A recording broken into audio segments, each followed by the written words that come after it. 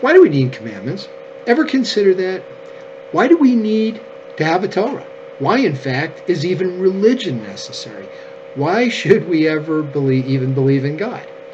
Now, on the surface, these questions are sacrilegious and border on heresy.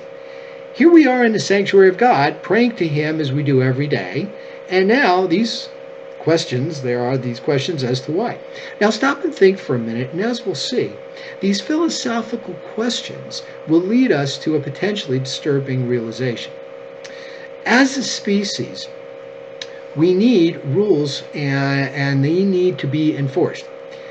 Most people take that for granted. We all live in society and we have to have standards in order to get along and be able to fulfill ourselves without having to worry about devastation or attack.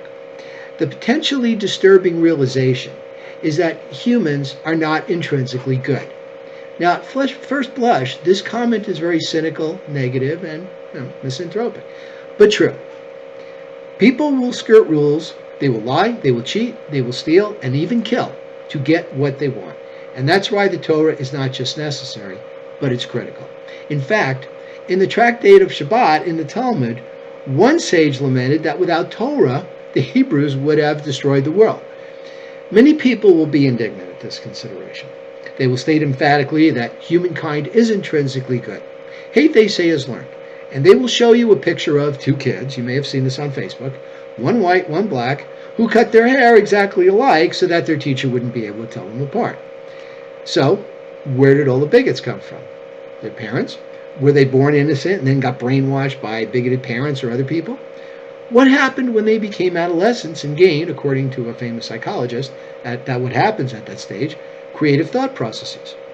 They couldn't figure out by themselves that skin color is an extremely small part of a person's physiology or anatomy and has no effect on any part of their cognitive functioning.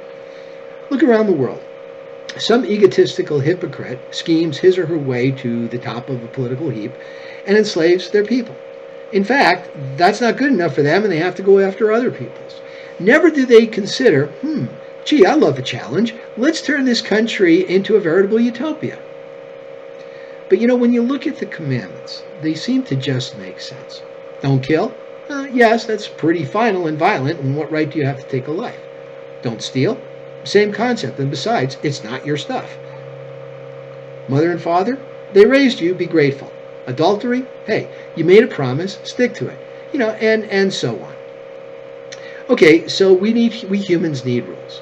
We're not perfect, and we're all works in progress. God created us not perfect, so He can be proud of us that we've made something of ourselves and grew to be good people. Consider our natural tendencies. Most of us wake up in the morning, we're still tired despite however much sleep we got, and we're craving that first cup of coffee, the first of many. Things happen in life, like the car doesn't start, we're out of our favorite cereal, and we forgot to get more, we have to fight traffic on the way to work, we have to go through an imperfect system to get anything, and this all puts us in a bad mood. And now we have to go out in the world and be polite to people when all we really want to do is go back to bed for a week. That's why we need to have commandments, so that we can be good. So that as we go through life and get stressed dealing with imperfections, we remember what it's all about. Sure, other people may not be so virtuous or honorable, but we can be.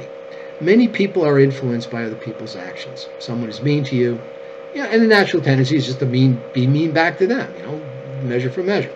But what the commandments do is show us how to behave when we don't want to. The praying and the tzitzit and the mezuzah, they're all reminders. We study Torah each week to drill that into our heads. Prophets and writings are the commentary, and the Talmud answers just about any question we would have as to how to apply these principles. We study Torah so that acting rightly becomes second nature.